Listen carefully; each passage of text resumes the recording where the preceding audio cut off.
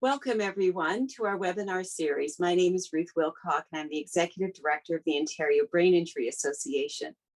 OBIA has been educating people in the field of brain injury for close to 35 years, and we are so pleased to be able to present to you this webinar series in collaboration with Brain Changes. The founder of Brain Changes is Dr. Matthew Galati, who sustained a very serious traumatic brain injury in 2013. However, he was able to return to medical school and now is a fully licensed family physician. Today, we have an incredible speaker. Her name is Dr. Sco. And just before Dr. Sco comes on, I want to give the opportunity for Kylie James from Cora Nutrition to come and introduce Dr. Sco. I want to thank you, Kylie, for your many years of support to OBIA and so many other organizations in this field. Kylie, I now leave it up to you to introduce Dr. Sco. Thanks so much, Ruth. So I'm super excited to hear this talk today.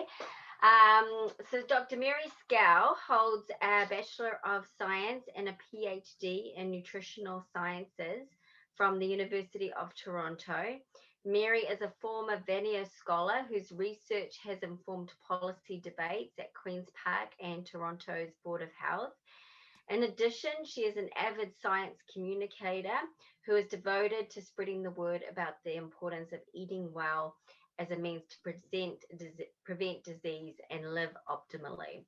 In the spring of 2021, Mary will graduate from medical school and plans to pursue family medicine with a focus on diet-related disease.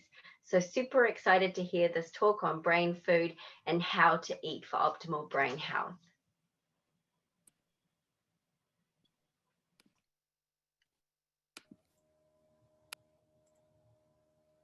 All right. So let's get started. Good afternoon, everyone. I want to start just by saying thank you to the organizers for inviting me to speak. Also, thank you for the kind introduction. And most importantly, thank you to everyone who has come today. I'm so pleased and so honored that so many people have tuned in. I'm really excited to chat with you for the next 50 minutes or so. And I thank you all so much for being here. So in the next 50 minutes, what I hope to do is to answer this question for you, which is, can diet decrease risk for cognitive decline? Let's see if my slides advance. There we go. Whoop. But before we jump into the meat of today's presentation, I do want to start just telling you a little bit more about myself and my journey and how I became interested in this topic. So I usually tell people that my interest in nutrition started with a science fair project when I was 16. But the truth is I was definitely exposed to nutrition from very early on in life. This is me at a very young age watching my mom cook in the kitchen. These days, PubMed is my favorite place on the internet. So for those who might not be familiar, PubMed is basically the Google of scientific and medical research. So when you have a question and you want to know what literature exists on that topic or what is known about that topic, PubMed is the place to go. And I first became interested in the topic of brain, like the nutrition and the brain, in fact, many years ago in about 2008. So in 2008, I was a first-year undergraduate student. I had decided I was going to pursue nutrition for my career. And at that time, being thankfully a healthy young person, I wanted to know how to use nutrition to sort of biohack my life. So I thought, how can I use, being a student, learning and memorizing many things was high on my priority list. And I thought, can what I eat influence my ability to perform cognitively in my day-to-day life? So in 2008, I went on PubMed to see what literature existed about diet and the brain. And you can see here, PubMed shows you a little graph which illustrates how many articles are being published on a given topic in every year. So you can see this graph for the last few years. You can see where things were at in 2008 when I looked for nutrition and the brain. And I remember at that time when I looked for research on this topic, all I could find was tons of research on blueberries and the brain. That was what I learned, is like the more berries you eat, the better your brain functions. And that was basically it at that time in terms of what was known. And so I learned that and I sort of moved on. And I never really thought about this topic again for, in fact, many, many years. I revisited the topic about 2 years ago when I first began collaborating with the Brain Changes Initiative. So then 2 years ago, I went back to PubMed and realized that since I first looked at this literature, really like the research on this topic has exploded. As you can see here circled in red, like every year, the number of studies being published on this topic is increasing and increasing. So the exciting thing is we're learning more and more about the role that diet plays with respect to brain health. And today, what I hope to do is to share with you some of the highlights of this exciting research that's coming out. So who is today's presentation for? Well, everything that I'm going to say this afternoon is relevant for traumatic brain injury survivors, because we know that individuals who've had a moderate TBI are at 2 times higher risk for cognitive decline. Those who've had a severe TBI are at 4 times higher risk. The fact is, this is a high-risk group who is already at higher risk for cognitive decline, and thus anything that we can do to mitigate that risk is going to be very important in this population. But my comments this afternoon are not only for TBI survivors, because literally every single one of us is unfortunately at risk for cognitive decline. 1 in 9 people will develop Alzheimer's in their lifetime. 1 in 5 people will develop mild cognitive impairment. This is something that can potentially affect all of us. So that's why these comments are literally applicable to everyone. But at the same time, I think that's what makes topics like this so exciting, is the fact that there are things that we can do to mitigate risk. And today I hope to share with you what some of those things are. So, to get you thinking about this topic, I have a multiple choice question that everyone can just think about. You don't have to type in answers or anything like that.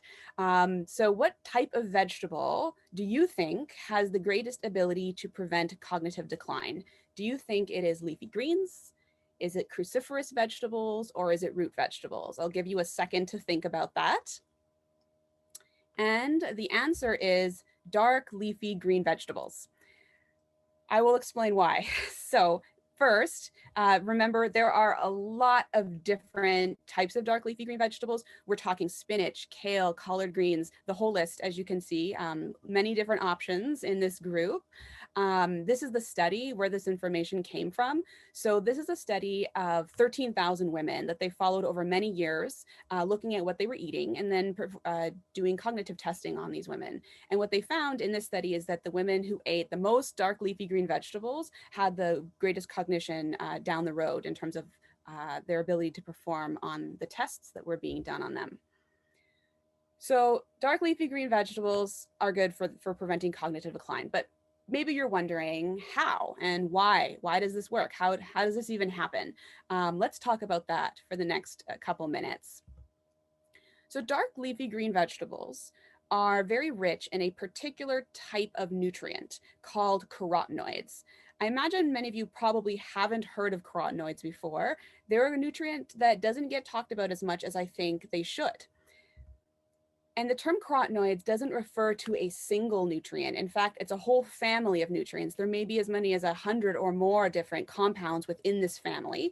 But today I'm going to be talking about some of the most famous carotenoids, them being lutein, zeaxanthin, and beta carotene are the ones I'm going to focus on. Carotenoids are found in a number of places. As I've already mentioned, carotenoids are found in all of your dark leafy green vegetables, but carotenoids are also found in red fruits and vegetables, yellow, as well as orange fruits and vegetables. There's a range of places where you can get this nutrient from.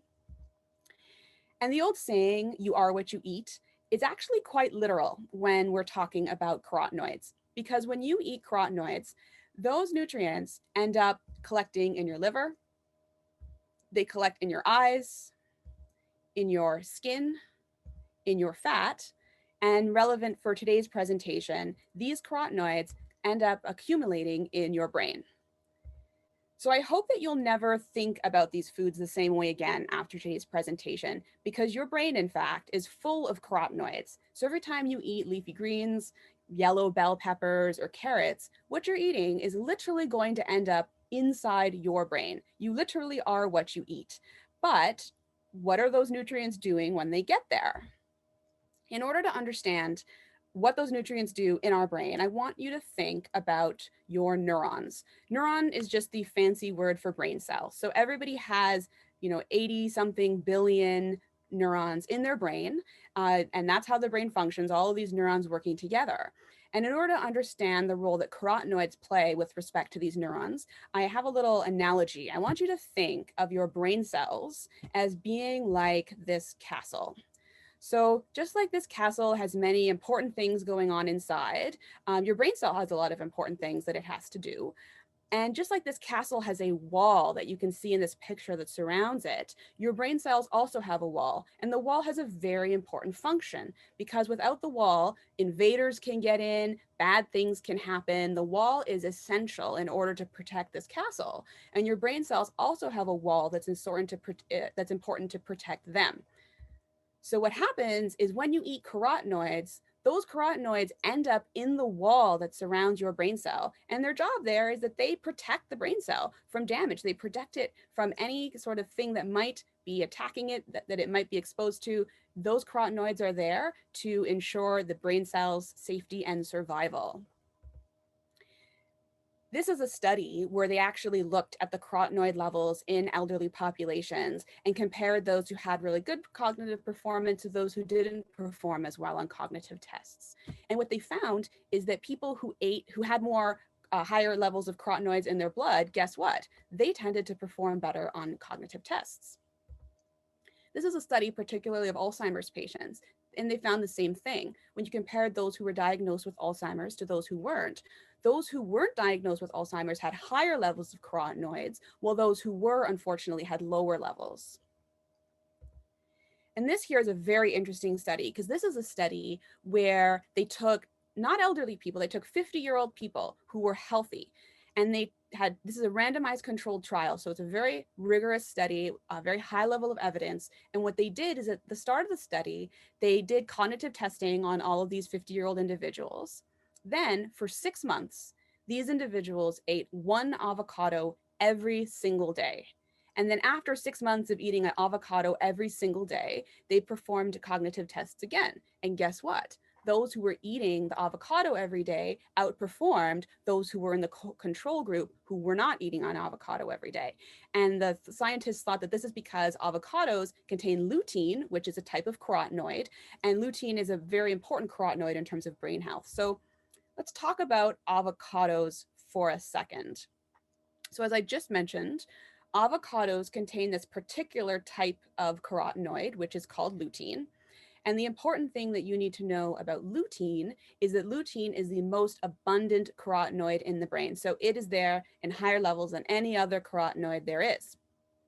But it's very interesting though, because if you compare the lutein level that's in one avocado versus the lutein level that's in a cup of spinach, spinach actually contains 10 times more lutein than the avocado contains. So that's part of why spinach is so good for the brain as well, as we mentioned, at the beginning of today's presentation. But the authors of this study made a very interesting point, which is they highlighted that when you're eating an avocado, you're not just getting lutein, you're also getting that lutein in a context that's very unique and unlike other fruits and vegetables, because avocados are a rare example of a fruit that's very high in fat. So they made the point that when you eat an avocado, you're absorbing 100%, you're getting all of the lutein that's in there. Meanwhile, when you eat something like leafy greens, you don't necessarily get all of the lutein that's there. You might only absorb 50%.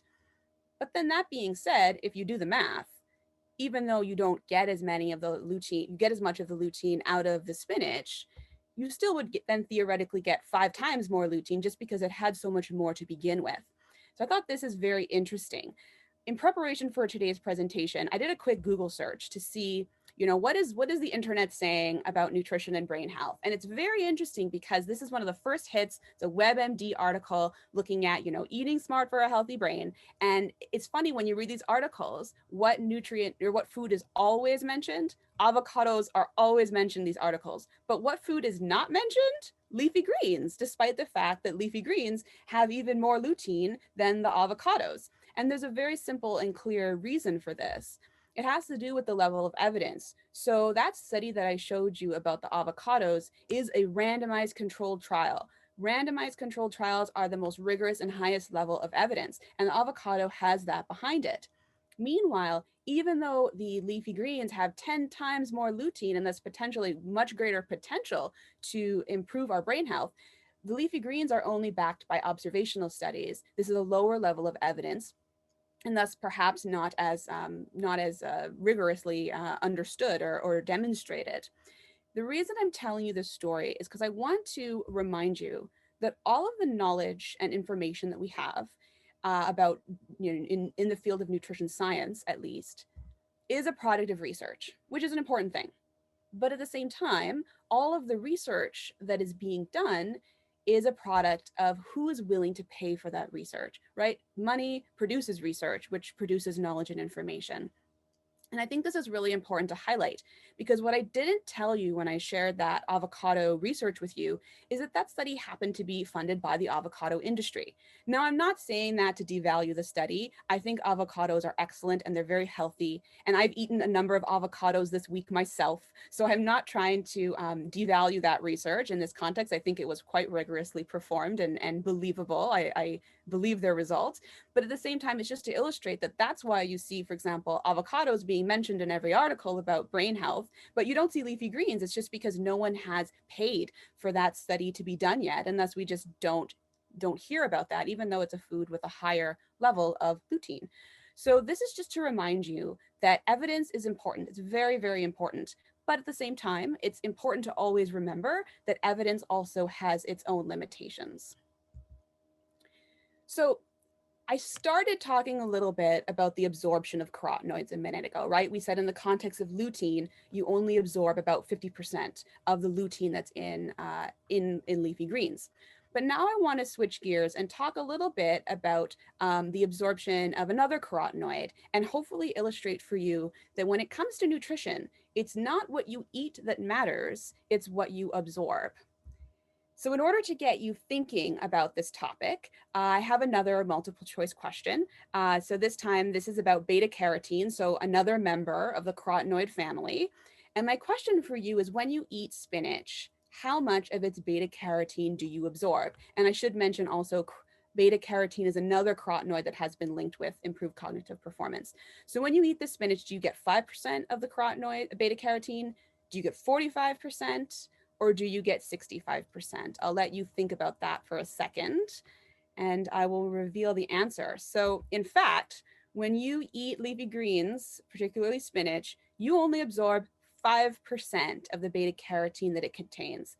At that level of absorption, you would have to eat 20 cups of spinach in order to get 1 day's worth of beta carotene. So clearly, that does not work. We need to do something about this. And there's something that we can do. Don't worry, it's a good news story. There is something we can do about it. And in order to illustrate what needs to be done, I have a little story to tell you. And the story that I'm going to tell you is about Popeye. So I imagine everyone is familiar with the lovable cartoon character Popeye. Popeye is famous for loving spinach. Whenever he finds himself in a difficult situation, he downs a can of spinach, his muscles pop up, and he does whatever needs to be done. So Popeye loves spinach. Popeye also loves olive oil. So olive oil is Popeye's girlfriend. Olive oil comes from a family where everyone is named after some sort of oil. Her mother is banana oil. Her brother is castor oil.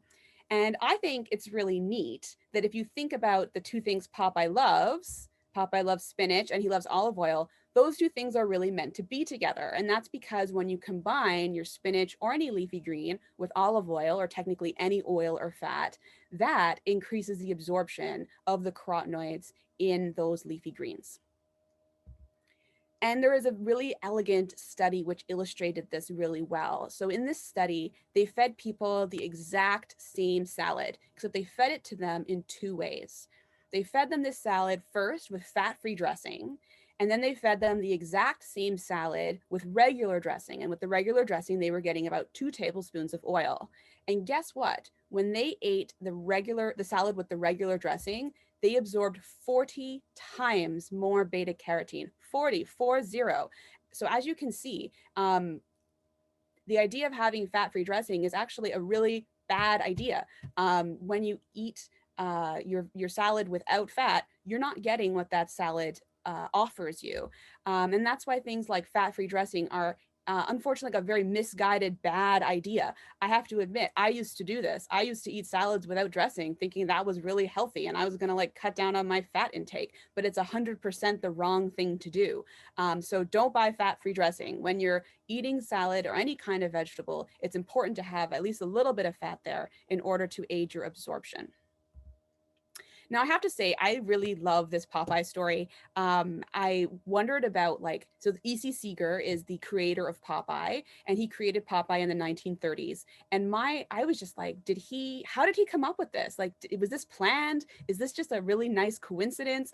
I was so enchanted by this story. I did some research on the history of it. I even talked to some cartoon historians to try to get greater insight into what guided this choice and this decision. And what I learned is that, so in the 1930s, when E.C. Seeger created Popeye, America was in the midst of the Depression. The kids were very malnourished, and homegrown crops like spinach were not doing so well. In fact, at the time, the public's perception of leafy greens was very different from today. At the time, people saw leafy greens as being cow's food or horse's food. It wasn't even really seen as being humans' food. So it's possible that E.C. Seeger chose spinach as a means to just sort of help people's health and encourage kids to eat spinach. And in fact, he accomplished that. When Popeye came out, spinach sales increased by 40%. He saved the spinach industry. In fact, this is a statue that is in Crystal City, Texas, the spinach capital of the world. Honoring Popeye because of what he's done for their industry. And so did E.C. Seeger plan this beautiful combination of spinach and olive oil? Probably not from a nutritional science point of view, but I think it worked out really well. And I just love this story. So I hope that you guys will remember this in the future. These two things that are meant to be together, both spinach and olive oil. I do want to mention, as I did say briefly earlier, so olive oil is associated with improved cognition. So when you combine your leafy greens with olive oil, you're getting the best of both worlds. Both foods are working for you. But technically, any oil or fat will increase the absorption of carotenoids. This isn't something that is specific to olive oil. So in theory, something else would get the job done as well. So throughout today's presentation, I'm going to be giving you a number of nutrition prescriptions, just really summarizing the most important information that I think you can take away from today's presentation. So my first nutrition prescription for you is to eat dark leafy green vegetables every single day, and don't forget to combine them with olive oil. Now, if you're thinking that the solution is to take a beta carotene supplement, I caution against that. And the reason is because this is a study where they tried that. They gave men beta carotene supplements and measured their cognition to see if in a supplement form, this nutrient could do the same things. Guess what? It didn't work. And that's because supplements simply are not the same as food. There are so many differences. There's so much more going on in the food context. So there is, unfortunately, no easy answer. You have to eat the real food. And this is just to remind you of that. All right, so let's go back to leafy greens for a second. So I told you eating leafy greens were the vegetable that had the greatest potential to decrease risk for cognitive decline. At what age do you think you need to start eating leafy greens to prevent cognitive decline? Do you think it's age 40? Do you think it's age 50? Or is it age 60? I will give you a minute to think about that. So I selected 40. The truth is, this question, there should be as early as possible because that's the real answer.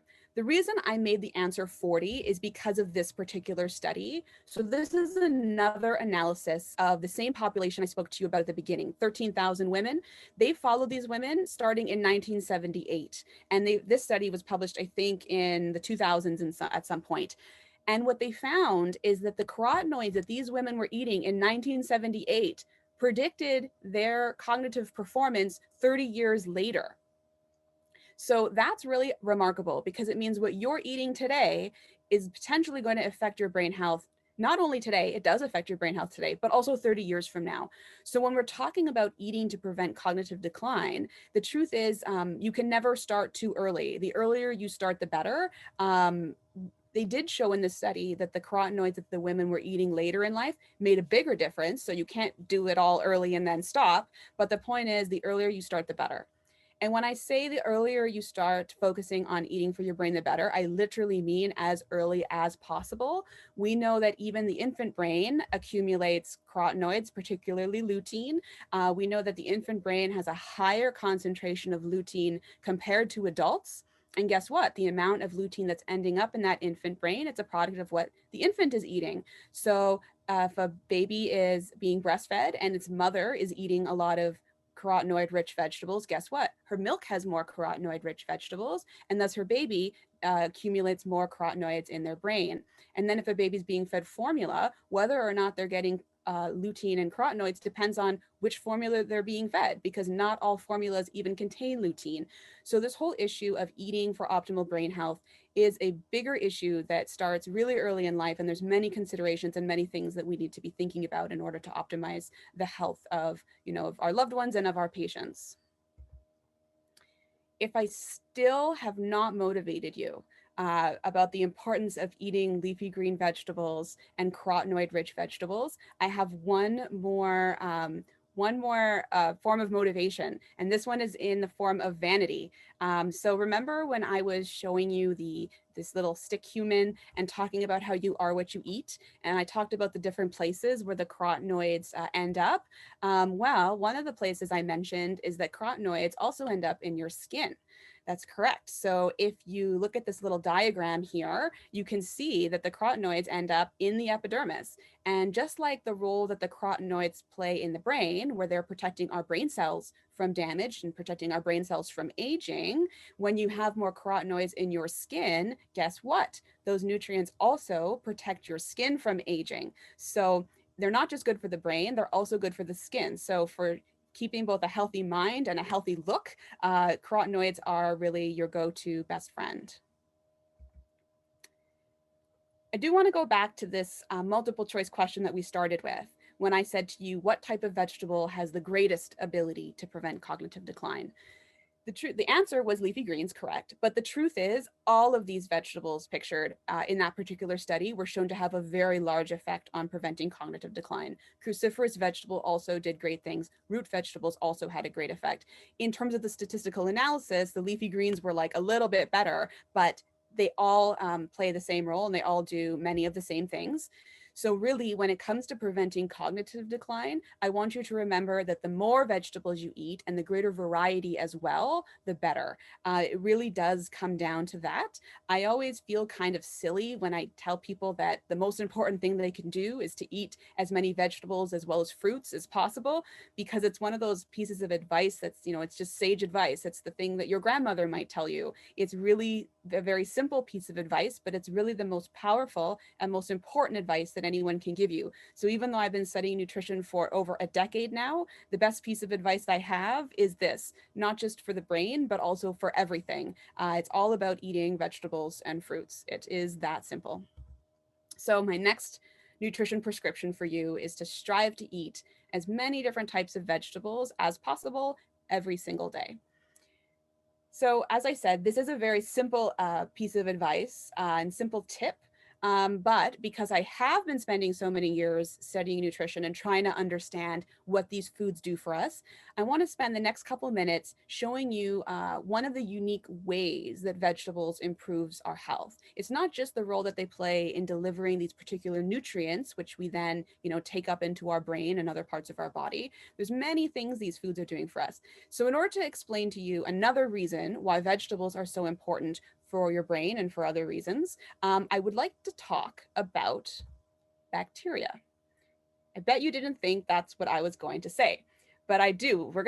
I did want to say that. We are going to talk about bacteria for the next couple minutes, but not just any bacteria. We're going to talk about the bacteria that live inside of you. A lot of people get grossed out at this point and they're like, ew, but the truth is we all have bacteria inside of us. It's actually a good thing. And we're going to talk about that.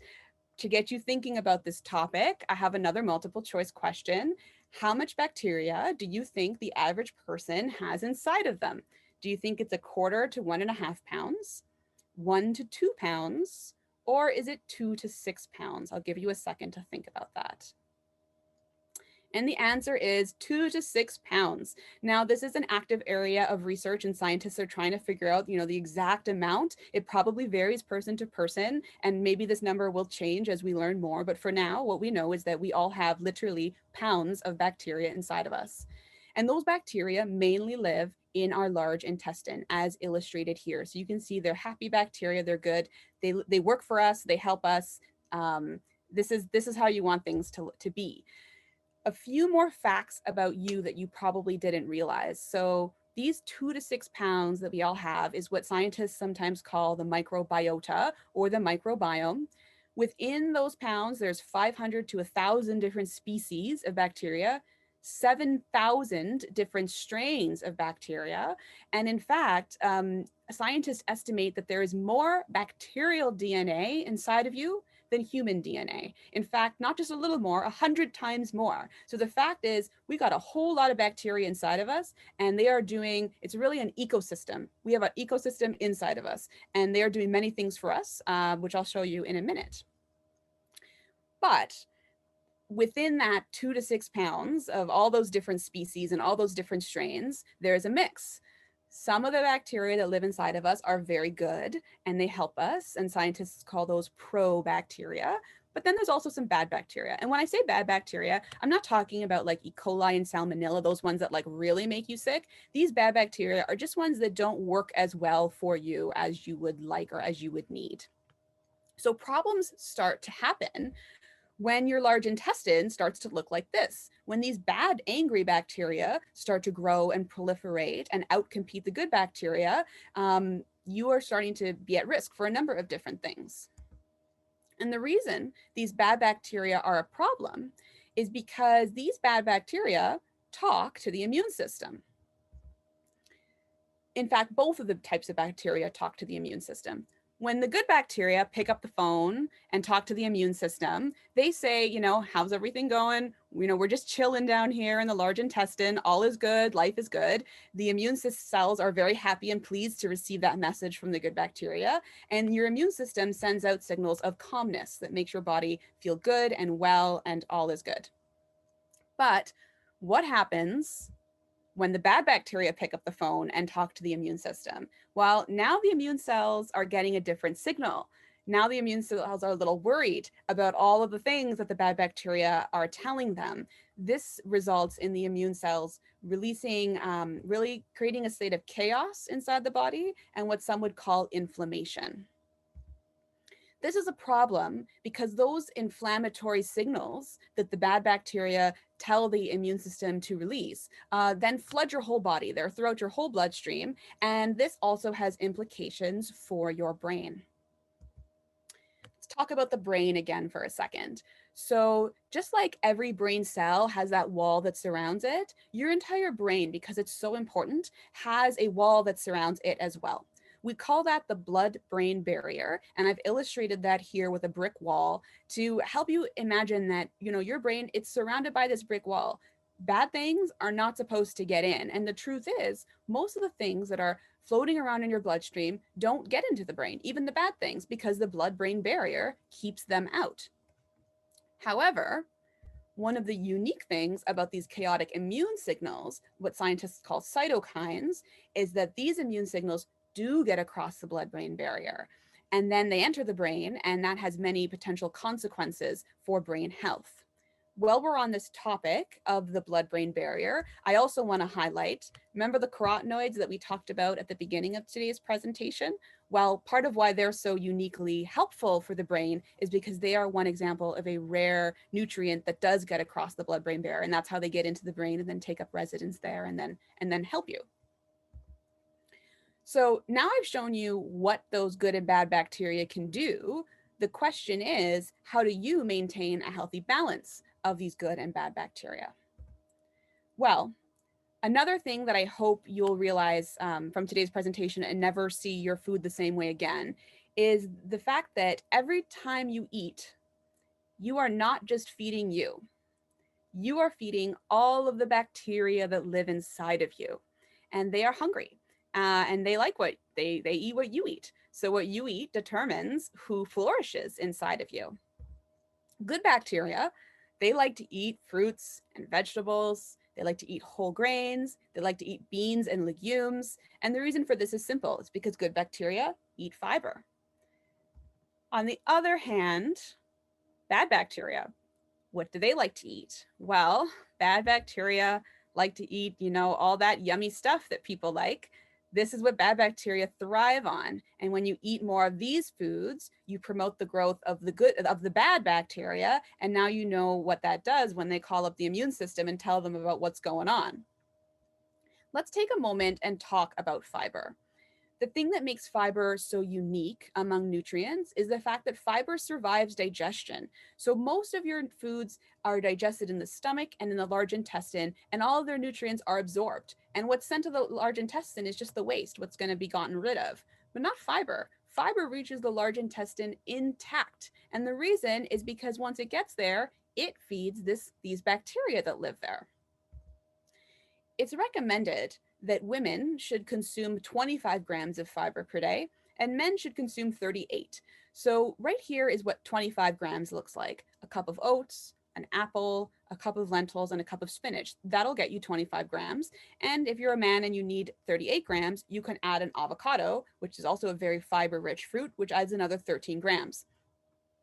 This might make it look like it's easy to get a day's worth of fiber because I have selected the most fiber-rich foods. But you can imagine if you're not eating like this every single day, you're not getting enough fiber. And in fact, 95% of people don't meet the daily recommended amount of fiber. And the worst part is those daily recommendations of 25 grams for women and 38 grams for men, many believe is inadequate recommendation because our ancestors probably ate 100 grams of fiber per day. So we should probably be eating even more than the 25 to 38 grams that's recommended for us.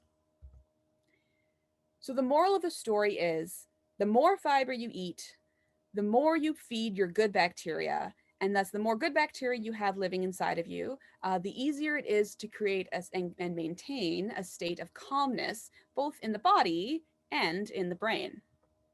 Let's talk about some of the foods that are really rich in fiber. So when we're talking about fruits, apples, pears, all of the berries, pomegranates, and of course avocado are very, very rich sources of fiber in the fruit category. When it comes to vegetables, I mean, all vegetables have more fiber than most other foods, but the most richest sources of fiber in the vegetable category are Brussels sprouts, okra, turnips, artichokes, green beans, as well as all the leafy greens, broccoli, and of course, asparagus. When it comes to legumes, literally, they're all really high in fiber. So we don't even need to go through them. Legumes are high in fiber, end of story. And when it comes to grains, this is really interesting. I talked about oatmeal already. Your whole grain breads also are going to have more fiber. I think that barley on the left here is the healthiest grain there is for so many reasons. I won't give you all of that today, but I think barley is fantastic. Brown rice, for instance, has 4 times more fiber than white rice. So that's an important swap that can be made. And then the other food that I mentioned here is popcorn. So 1 cup of popcorn contains 8 grams of fiber. So if you think about that, you could have 3 cups of popcorn, and for a woman, you could be at your day's worth of fiber. So there are some unique and fun and different ways where you can get fiber, but these are just some ideas. And again, I've made this point already in today's presentation, and I'll make it again. The types of fiber that are in an artichoke are not the same as the type that you would get if you took a fiber supplement. Most fiber supplements are one type of fiber. I think that taking a fiber supplement is better than having 0 fiber whatsoever, but at the end of the day, it's not the same as getting the fiber from food. So my next nutrition prescription for you today is to feed yourself and your microbiota lots of fiber every day. But I do want to caution you, if you're going to increase your fiber intake, you must do this very slowly. If you've got a large intestine that's currently inhabited by a lot of those bad bacteria and you start eating more fiber, those bad bacteria are going to freak out. And when they freak out, you are going to have a lot of unpleasant side effects. I will allow your imagination to run with that thought. So do not increase your fiber drastically overnight. If you're going to increase fiber intakes, it needs to be done slowly. And also, the second most important thing you must know about increasing fiber intakes is that you must match fiber with water. Anytime you eat more fiber, you must also drink more water. So there you go, the third nutrition prescription of this afternoon. I do want to speak briefly about fish and omega-3s. They're another one of the very classic brain foods. And I'm going to cut right to the research here. This is a meta-analysis of 21 studies where they followed people over their lifetimes, looking at how much fish they were eating. And what they found is that people who eat more fish, guess what? They perform better on cognitive tests and they have less cognitive decline. The reason for this is very simple. Your brain is literally made from omega-3 fatty acids. Fish are a very rich source of omega-3 fatty acids. And I want to add at that, they're not just any type of omega-3. They're a type that's called DHA, or docosahexaenoic acid. DHA is what you can remember. And DHA is the specific type of omega-3 that our brain cells are made from. And that's why fish are so important. Not all fish have DHA. The ones with the most content, salmon by far more than any other fish has the highest levels of DHA, but also other oily fish like mackerel, herring, sardines, and anchovies are also good choices. This is a study where they gave people, it's a systematic review where they looked at many studies that gave people omega-3 supplements to see what effect that had on preventing cognitive decline. And just like I've shown you with everything else today, unfortunately, the supplements do not perform as well as the real food. So it's about eating your omega-3s, not just taking them. So my fourth nutrition prescription for today is to eat 2 to 3 servings, a serving being approximately 3 ounces of fatty fish every week. And the reason I landed at that is because that's the amount in the study that seemed to have the greatest benefit. In that study, they did show the more, the better. But when you get into really high intakes of fish, then you run into issues around like contaminations and toxins and things like that. So 2 to 3 is probably a very safe amount. We have to talk about walnuts. Walnuts are one of those foods that looks like a brain, quite literally, as you can see in this photograph. And walnuts are another food that has some interesting brain protective effects associated with it. This is a study where they looked at how many walnuts people were eating and how they performed on cognitive tests. And guess what? People who ate more walnuts did better on the cognitive tests. Why do you think walnuts protect against cognitive decline? Do you think that it's because of the omega-3s they contain? Do you think it's because of the vitamin E they contain? Do you think it's because of their selenium, their magnesium, or is it all of the above? I'll give you a minute to think about it. And the answer is all of the above. I think that when we think about walnuts, we often think, okay, this is a source of omega-3s. That must be why it's good for the brain. The truth is, walnuts contain a different type of omega-3 than fish. It's still good. It's still anti-inflammatory. I won't get into the details of this today. But what I do want you to learn from today's presentation is that there are so many reasons why walnuts are helpful for our brain. The omega-3s might be one of the reasons, but they're also rich in vitamin E, selenium, magnesium. I think it's all of these things, and the way in which all of these things work together is the real reason why walnuts have been shown to have this effect. This is an interesting study because this is a landmark study of the Mediterranean diet. It's a randomized controlled trial where they put people on 3 diets. Some people were eating a Mediterranean diet with olive oil, so the very traditional version of the Mediterranean diet. Other people were eating the Mediterranean diet whereby instead of olive oil, they were eating walnuts. And then the third group of people were eating the Mediterranean diet, but it was a low-fat version. And what they found in this study is, guess what? Whether you had olive oil or whether you had walnuts, risk for cognitive decline was equally mitigated. It was only on the low-fat diet that people had greater risk for cognitive decline. And I think that's really important because it illustrates that, you know, even though I've highlighted specific foods for you today, it's not that one single food is the absolute one and only route to protecting your brain. There are many foods. So whether you're eating a lot of olive oil or whether you're eating a lot of walnuts, in this study, they illustrated that both could achieve the same outcome. And I think that's really important to remember. And then I have another question. Are walnuts the only nuts that protect against cognitive decline? The truth is, when you look at this study, they showed it didn't matter what type of nuts women were eating. As long as they were eating more nuts, those who ate more nuts had better cognitive performance than those who ate fewer nuts. And I think this is interesting because, again, this might be one of those situations where the reason we have so much evidence for walnuts is because maybe there's just more research on walnuts. And if we researched every single nut in relation to cognitive decline, maybe we would have a lot more to talk about as well. So it's not just walnuts, it's all nuts, because nuts, they're another plant-based food. They're growing, they're collecting nutrients from the soil, they're giving us a lot of good things. So my fifth and sixth nutrition prescriptions for you this afternoon are to eat 3 to 4 whole walnuts daily. That's the amount that they found in the study to be protective, and or other nuts too. And also to consume olive oil daily, because it's another food that can protect against cognitive decline. I don't want to spend too much time today harping on the foods to avoid, because I think often we know what we need to avoid. It's actually often quite obvious, but I do want to mention one particular food or nutrient, which is sugar, because I think sugar is problematic really for all of human health, but also for the brain. And I think we don't always realize that it's not just the metabolic diseases that are affected by sugar. Brain health is impacted as well.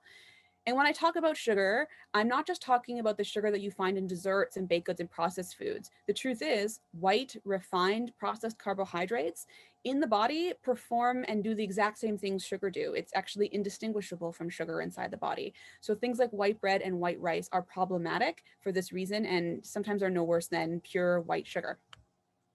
I do want to mention that when I'm talking about sugar, I'm not talking about the sugar that comes from fruit. Fruit is an entirely different context. The sugar is absorbed and metabolized very differently, and it doesn't get you into trouble the same way these other sources of sugar do. I have a story that I'm going to share with you, and it's to illustrate how sometimes sugar can be hiding in plain sight. Because, there are those settings where it's very obvious that you're getting sugar. So for instance, when you're lined up at the candy kitchen, you know what you're getting. There is no surprises there. You are getting sugar, and it's very obvious that you're getting sugar. But there's also these situations where it is not so obvious. And to illustrate that, I have another story to tell you. So one day I was walking down Yonge Street, and there was some promotion going on, and they were handing out this veggie-based non-dairy drink. Now, I do want to mention, I'm not picking on this product. I only tell this story because this product came to me. So this product was handed to me on the street. I thought, okay, sure, I'll try this veggie-based non-dairy product.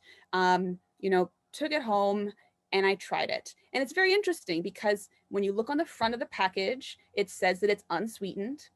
When you look at the nutrition facts table, it says 0 grams of sugar. So I thought, sounds very healthy, looks very low in sugar. I take a drink and it tastes quite sweet, which is very interesting. So I turned it over and I looked at the ingredient list.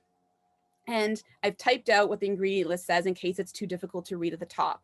So the first thing that this beverage has is filtered water. Okay, fair enough.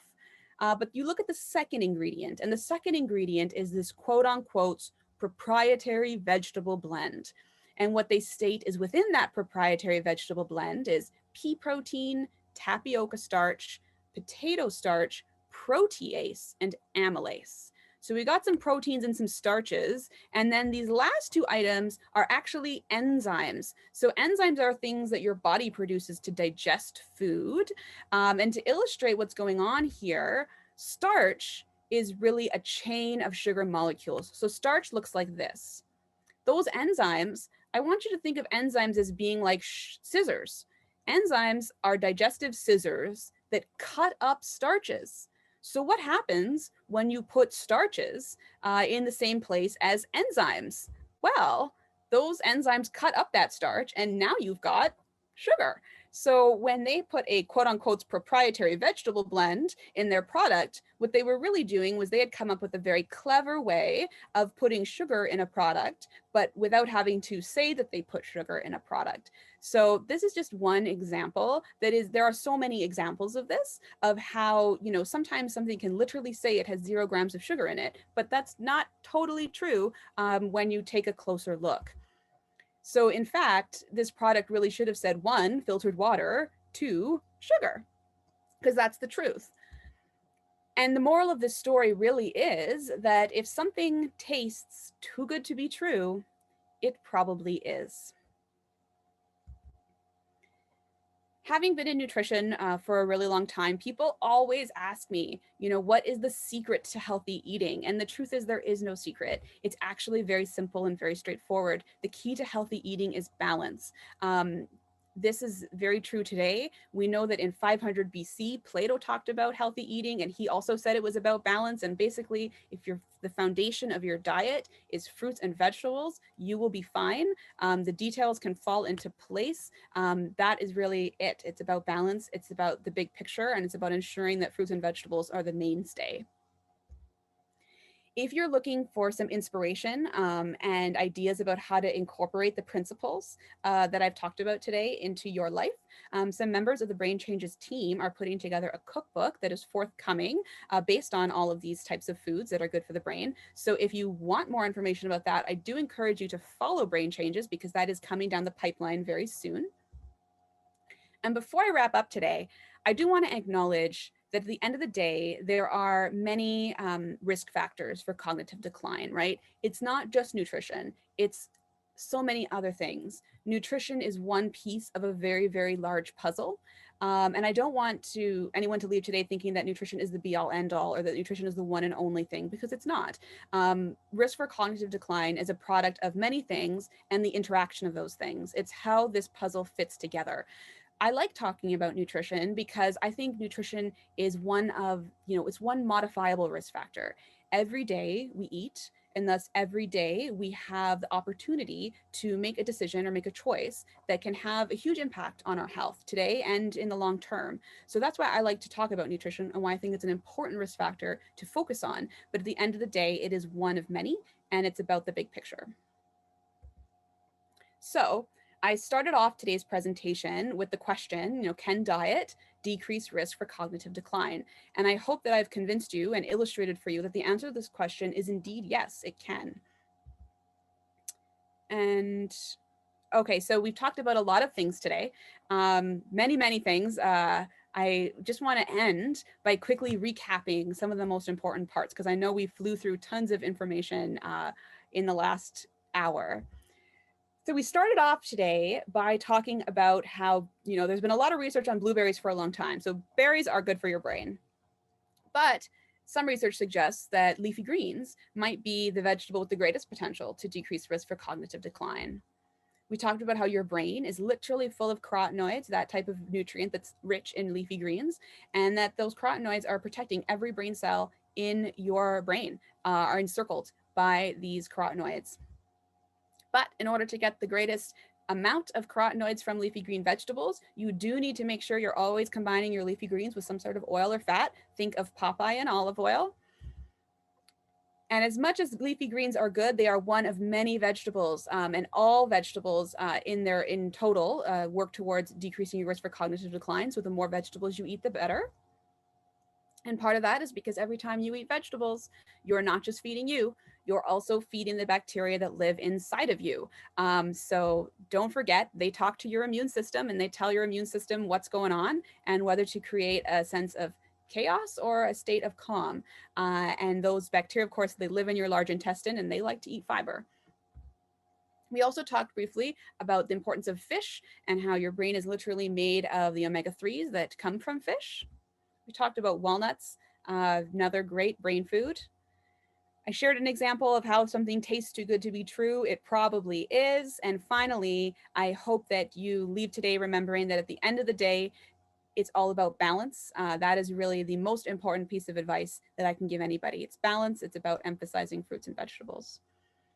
And in case you missed it, I just want to leave you with this image, which is the nutrition prescriptions that I handed out today. And of course, these are not prescriptions to be filled at the pharmacy. They're prescriptions that can be filled at the grocery store. So thank you everyone so much for listening. I really enjoyed speaking with all of you this afternoon. I hope that you enjoyed the information that I shared, and I hope that this inspires you to make healthy choices that will benefit your brain, not only today, but for many years to come. Thanks everyone for listening.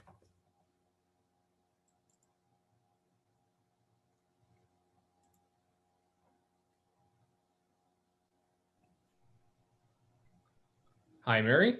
Yep.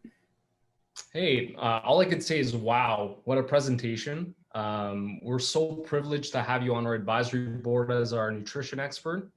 What an amazing presentation around eating for brain health. I think you've sold all 350 people who are tuning in today on eating their green leafy vegetables.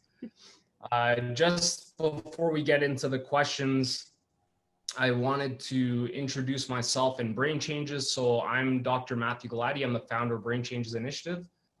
Brain Changes was founded in 2019, and it was inspired by my own traumatic brain injury. And the mission of Brain Changes Initiative is to fund groundbreaking research to help change the standard of care for traumatic brain injury, but we also serve as an avenue of awareness, education, and support for traumatic brain injury patients, their families, healthcare providers, and even people who just want to live a brain healthy lifestyle. So like Mary said, please follow us at Brain Changes. We'd also like to give a huge thank you to Obaya. We're so honored to have partnered with Obaya on this event. You guys are an incredible organization doing great things. And I'd also like to extend a thank you to Cora Nutrition for sponsoring today's talk with Mary. Mary, there are a few questions for you, so let's get started here. So first question, is it better to eat vegetables raw or cooked? Or does it depend on the source? That's a really good question. And it's actually a trade-off, because the whole thing is when you cook vegetables, you sometimes increase the levels of certain nutrients, but then decrease levels of others. So I'll give an example of like boiling broccoli. When you boil broccoli, you lose some of the B vitamins because those are water soluble. So they leave the broccoli and enter the water. But when you cook broccoli, you actually change the proteins that are in the broccoli, and then you make the beta carotene, in fact, easier to absorb as well. And the same goes for carrots, would follow the same principles. So I think at the end of the day, it's a trade-off. And if in your diet you're eating some cooked and some raw, I think you're going to be totally fine. I love questions like this because questions like this come from like super healthy people who are trying to maximize every nutrient.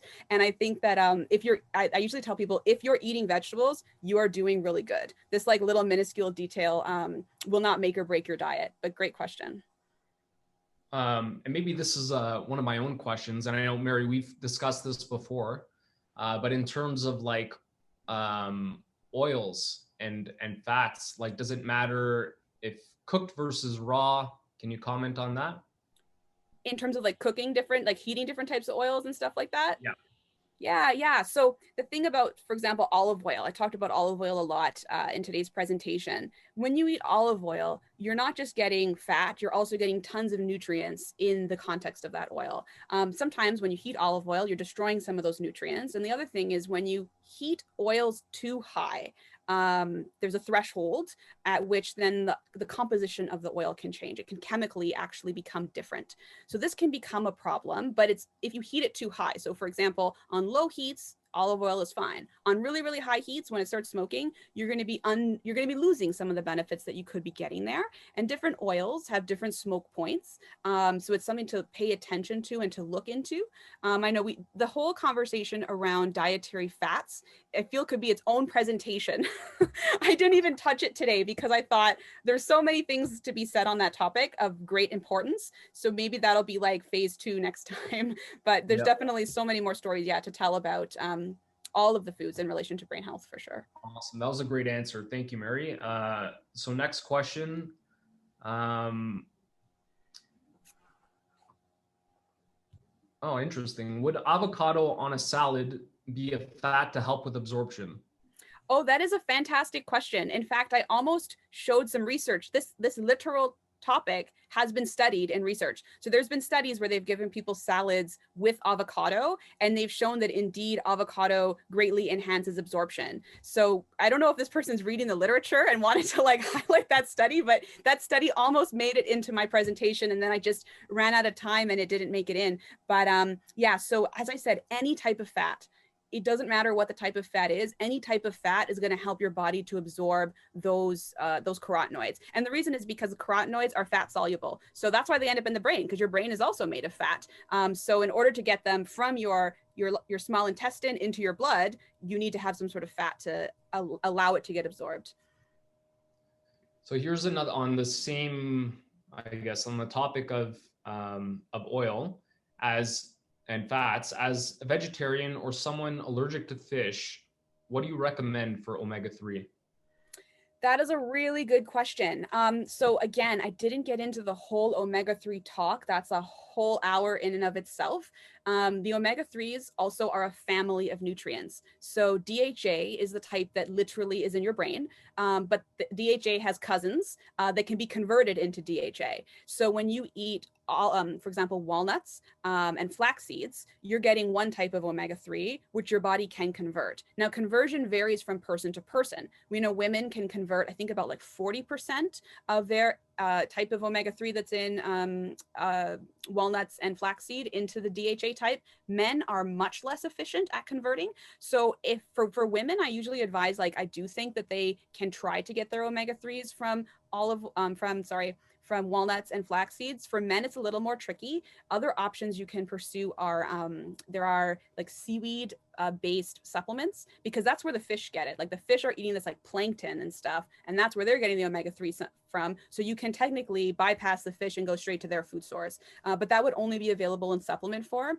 And it's not to say that that's bad. It probably like just hasn't been studied enough, that we don't have enough studies to say that it would decrease cognition. And we don't know, maybe it probably has some effect. I just can't quantify it for you.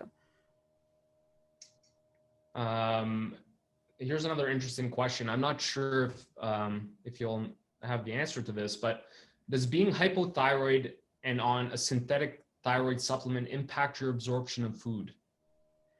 That's a good question. I am not aware of any research that suggests. I do know that thyroid hormone does a lot of things in the body, and it can be associated with various GI side effects. So I'm going to assume if you're somebody who doesn't have any GI related side effects due to your thyroid disease, I think you'd be fine. If you're somebody who's having GI issues, then that would be a more complex question, and maybe there would be an issue. But I don't know of any like very well known thyroid effects on nutrient absorption. It's not a well documented thing. Okay, thank you. I think that concludes the questions. So I'll hand this over to Ruth. Thanks again, Mary. That presentation was incredible. I'm definitely going to rewatch it. Thank you again, Dr. Sco. That was incredible. You are such a wonderful speaker and so full of knowledge that we can apply, each and every one of us, to our lives, as well as those living with brain injury. Thank you again. And thank you again for Core Nutrition for sponsoring this webinar. I also invite you to watch our other webinars where we have incredible speakers, and you will learn a lot from them as well. Thank you again, everyone.